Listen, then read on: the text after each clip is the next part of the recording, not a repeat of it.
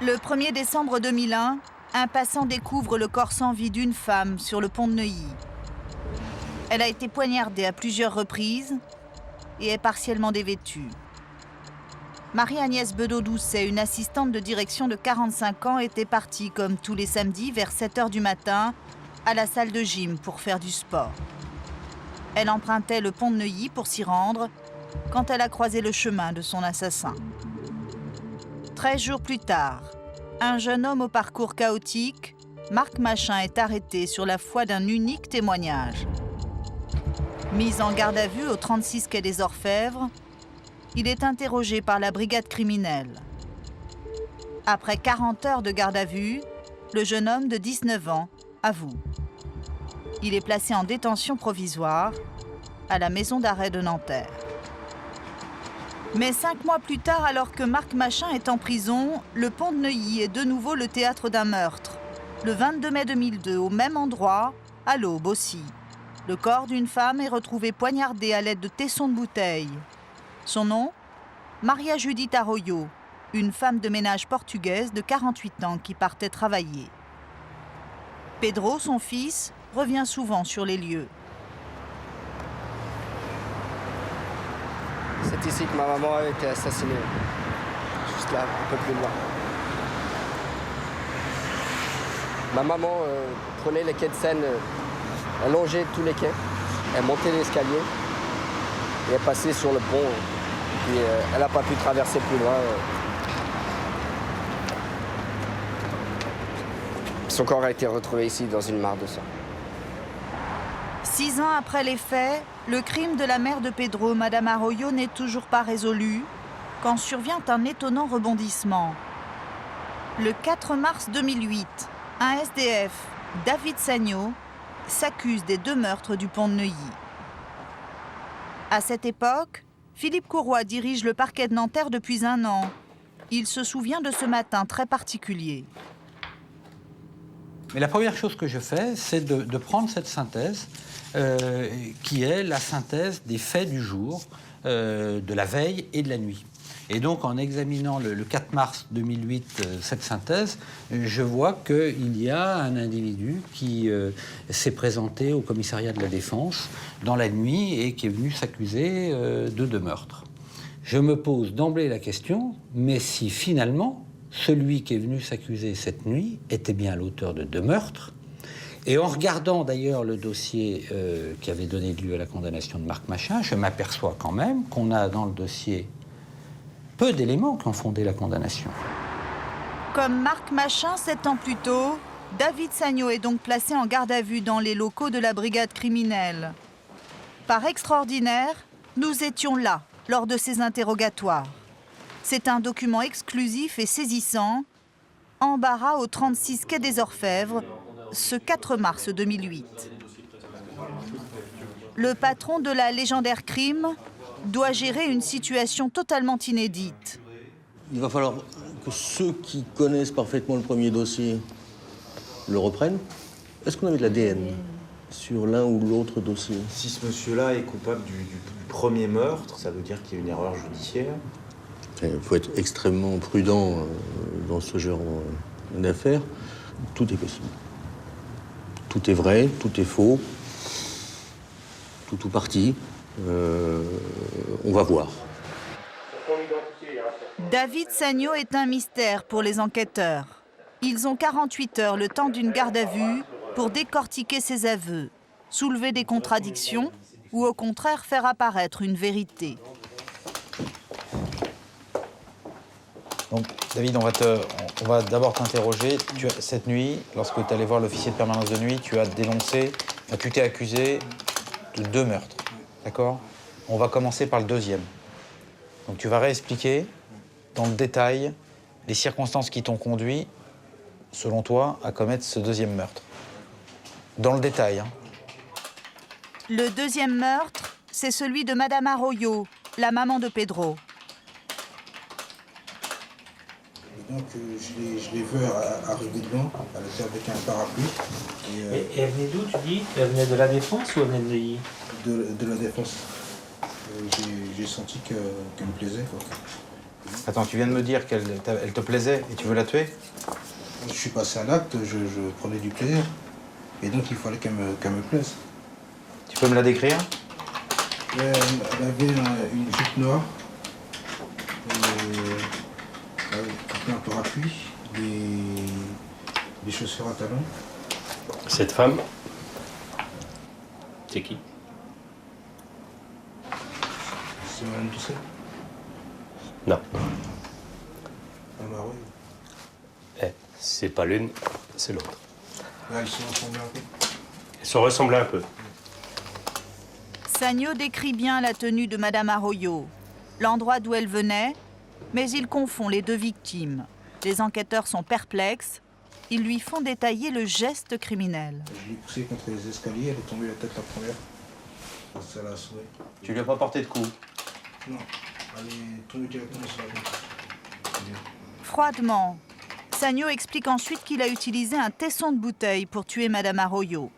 Mais quelle bouteille? Les enquêteurs sont les seuls à en connaître la marque, les seuls avec l'assassin. Non, mais le tesson de bouteille, tu l'as trouvé où? Non, je buvais une bouteille de vin mousseux. Tu venais de te réveiller et tu étais en train de boire une bouteille de vin mousseux. Oui. J'ai terminé la bouteille, je l'ai cassée. Tu casses la bouteille comme ça ou comme ça? Non, de l'autre côté. Comme ça. Par le boulot. Oui. De quelle marque? Je me souviens plus. Bah, réfléchis un peu, c'est important. Hein. Oh, ça devait être Paul Rémy, je pense. Tu as écrit déjà ou enfin on va te laisser? Ouais. C'est bien la même marque. Ébranlé, Bruno Doussin va vérifier si ce détail est sorti dans la presse. D'autant que Sagno a livré une autre indication exacte. Il y avait 80 € dans le sac de la victime. C'est avec un tesson de bouteille. Deuxième article, tesson de bouteille. Il y a des détails certes sur le mode opératoire, mais enfin bon, ils disent pas la marque de la bouteille. Écoutez, je vous remercie beaucoup. Ils disent pas ce qu'elle avait dans son sac, combien d'argent elle avait dans son sac. Alors Mexique, où ça... Elle est où, Mexique, vous m'avez dit? Les policiers cherchent à comprendre pourquoi Sagno vient-il se constituer prisonnier si longues années après les faits. Pourquoi t'es venu cette nuit alors? Qu'est-ce qui s'est passé? Qu'est-ce qui a fait qu'aujourd'hui tu décides de venir nous parler de tes pulsions, de tes envies? Parce que j'ai envie de changer. Hum. Et j'ai envie d'avoir une vraie vie, quoi. Et ça t'a pris en pleine nuit là aujourd'hui? Puis vient l'évocation de la première victime, Madame Bedeau-Doucet. Les policiers sont évidemment plus tendus. Marc Machin a été condamné pour ce meurtre. Et c'est leur brigade qui l'a fait avouer. 2 hommes pour un seul crime, c'est un de trop. Mais si tu nous racontes des conneries, on le saura de toute façon.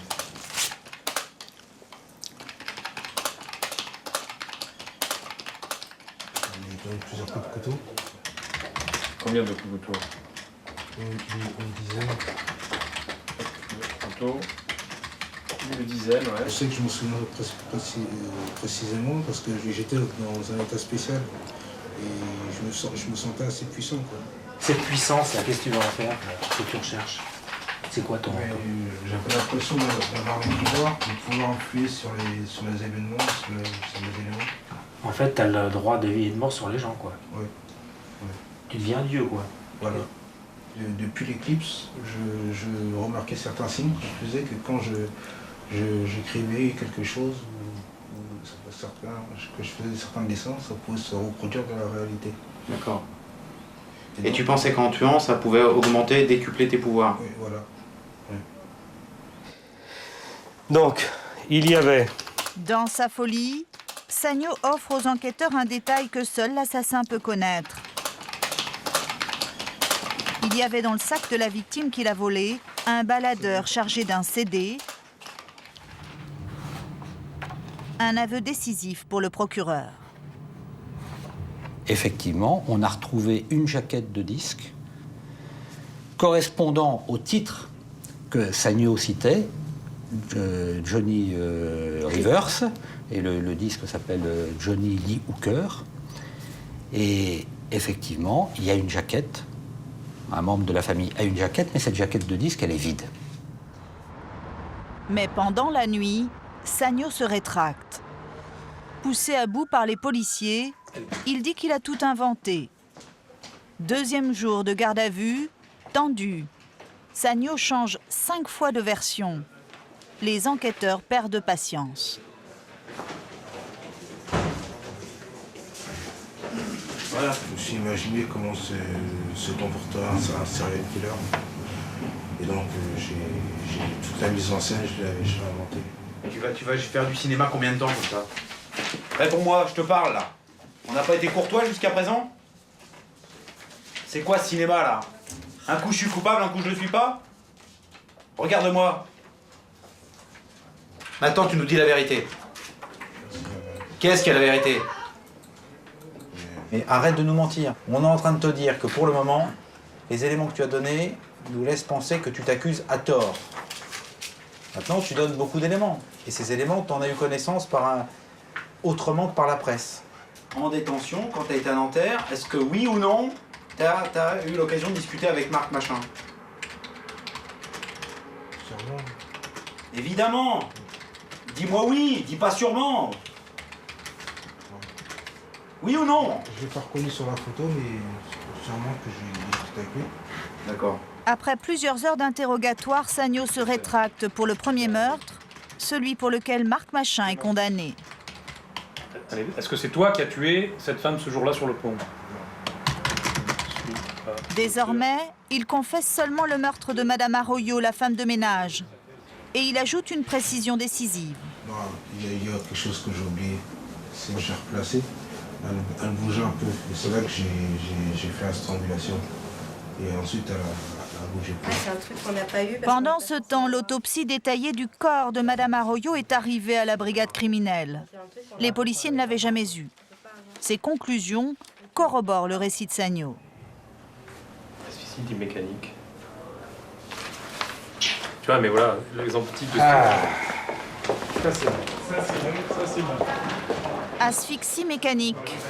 En plus de lui donner un coup de tesson, David Sagno a étouffé la femme de ménage.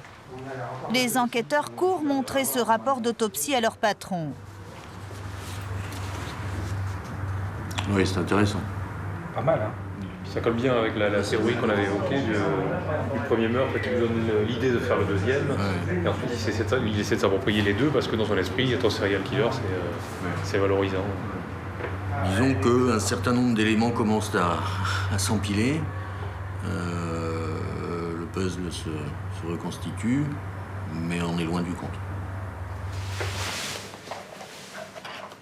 Au terme de 48 heures d'une garde à vue éprouvante, les hommes de la criminelle pensent que Sagno a bien tué Madame Arroyo, mais pas Madame Bedeau-Doucet.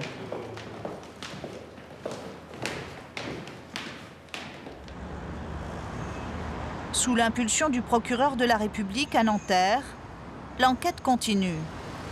Je vais faire ressortir, et par miracle, ils n'ont pas été détruits, les vêtements que portait Madame Bedeau. Et comme David Sagno dit que le 1er décembre 2001, il a soulevé le blouson et il a baissé son sweatshirt, son pantalon, et qu'il l'a poignardé à plusieurs reprises, je me dis que si on doit trouver de l'ADN, on le trouvera en bas du blouson et en haut du pantalon. Et je confie ces scellés qui, je le répète, par miracle, 6 ans et demi après, auraient dû être détruits mais ne l'ont pas été, à un expert généticien à l'Institut français des empreintes génétiques à Nantes. Et après plusieurs jours d'analyse où les appareils ont tourné, eh bien, l'empreinte génétique de David Sagno va apparaître. Grâce à l'ADN, l'affaire du pont de Neuilly est résolue et Marc Machin libéré. 4 ans plus tard, le procès de David Sagno se termine à la cour d'assises de Nanterre. Pour Philippe Courroy, la fin d'une longue bataille. L'heure du réquisitoire a sonné. Il a retenu contre l'accusé la préméditation et les viols de mesdames Bedeau-Doucet et Arroyo. Les médias sont venus en masse. La famille de David Sagno attend nerveusement la sanction. Oh, ça va, allez, foutez... Allez, fichez le camp, laissez-la. Non, mais ça va pas. Pour Pedro, le moment est difficile. Pendant le procès, il n'a jamais réussi à capter le regard de David Sagno, véritable bloc de marbre. Son récit froid et détaillé du meurtre de sa mère a été une nouvelle épreuve. Je pense que c'est quelqu'un de très intelligent, très intelligent, très précis sur ce qu'il dit. Mais c'est un monstre. Il dit, lui, qu'il s'est rendu pour obtenir une sorte de rédemption et un pardon. Il n'aura pas le mien. On ne peut pas pardonner qu'on nous vole la vie de notre mère. Je pense que c'est pas pardonnable. Le réquisitoire dure 1h30. Au nom de la société, l'avocat général demande la perpétuité assortie d'une période incompressible de 22 ans, la peine la plus lourde. Vous vous souviendrez que David Sagnaud recommencerait s'il sortait. Il l'a dit lui-même, ajoute Philippe Courroy à l'attention des jurés. Dans la soirée, le verdict tombe, 30 ans de prison, assorti de 20 ans de sûreté. Cette décision ouvre maintenant, bien évidemment, la voie d'une reconnaissance judiciaire de l'innocence de Marc Machin qui me paraît inéluctable. Pour le parquet de Nanterre, l'affaire est close.